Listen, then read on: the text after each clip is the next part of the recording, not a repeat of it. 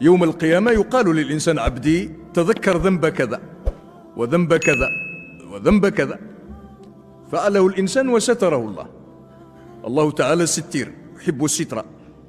وأبو العتاهية كان يقول: أحسن الله بنا أن الخطايا لا تفوح، فإذا الواحد منا بين ثوبيه فضوح.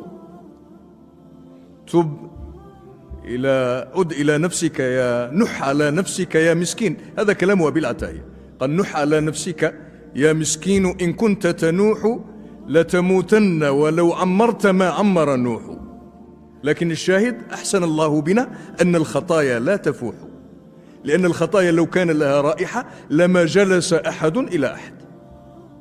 ولكن الله تعالى سترنا حينما كنا نخطئ، ونخطئ بيننا وبين أنفسنا. كثيرا ما يغري الإنسان، تغريه نفسه أو يغريه شيطانه أو هواه، فيغلب عليه ذلك فيقع في المعصية، ولا أحد يراه، لا أحد يراه إلا الله سبحانه وتعالى. يوم القيامة لما يقف أمامه يقول له: عبدي تذكر ذنب كذا ذنب كذا ذنب كذا. قال: حتى يظن الرجل أنه قد هلك. أنت لما تأتي بأحد تقول له: أتذكر ما فعلت بي يوم كذا، وما فعلت بي يوم كذا، وما فعلت بي يوم كذا؟ كان المفروض أن تكون هناك هذه مقدمة تكون لها نتيجة، كما يقول المناطق: لكل مقدمة نتيجة. النتيجة هنا يفترض أنها العقاب. قال: حتى يظن الرجل أنه هلك، لأنها أمور كبيرة ووجدت بينه وبين نفسه ولا أحد يدريها، فالله تعالى يكشفها له.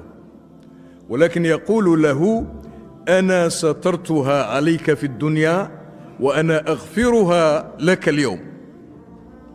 أنا سترتها عليك في الدنيا وأنا أغفرها لك اليوم.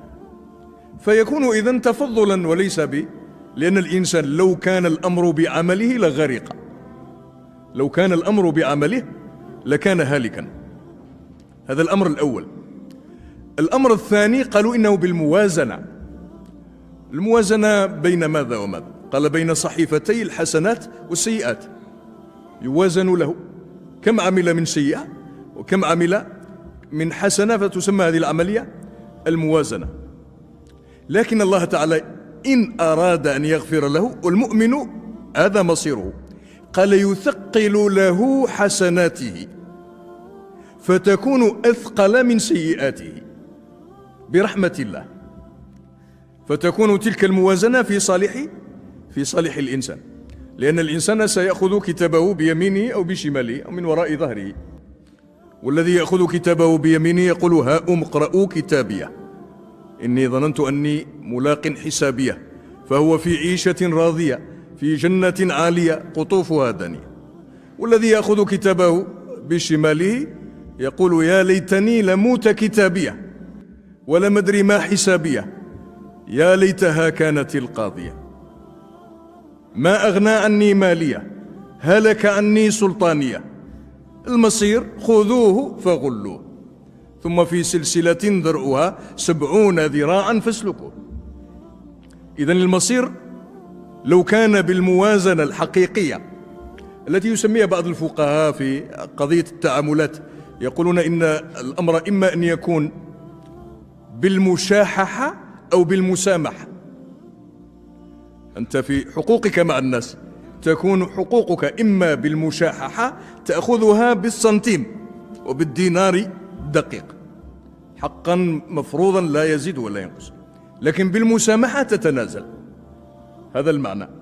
الله تعالى برحمته تتم هذه الموازنة بالمسامحة، فيغفر ويثقل لك الميزان فيكون الغفران. هذا الذي ذكروه. حاسبت، لأن الإنسان مملوء بالذنوب. يقول الشاعر: حاسبت نفسي لم أجد لي صالحا إلا رجائي رحمة الرحمن، ووزنت أعمالي علي فلم أجد في الأمر إلا خفة الميزان، وظلمت نفسي في فعالي كلها ويحي إذن من وقفة الديان. يا رب إن لم ترحم إلا ذا تقى من للمسيء المذنب الحيران. ها هنا يعلم الإنسان أن الموازنة ترجع إلى فضل الله وإلى رحمته.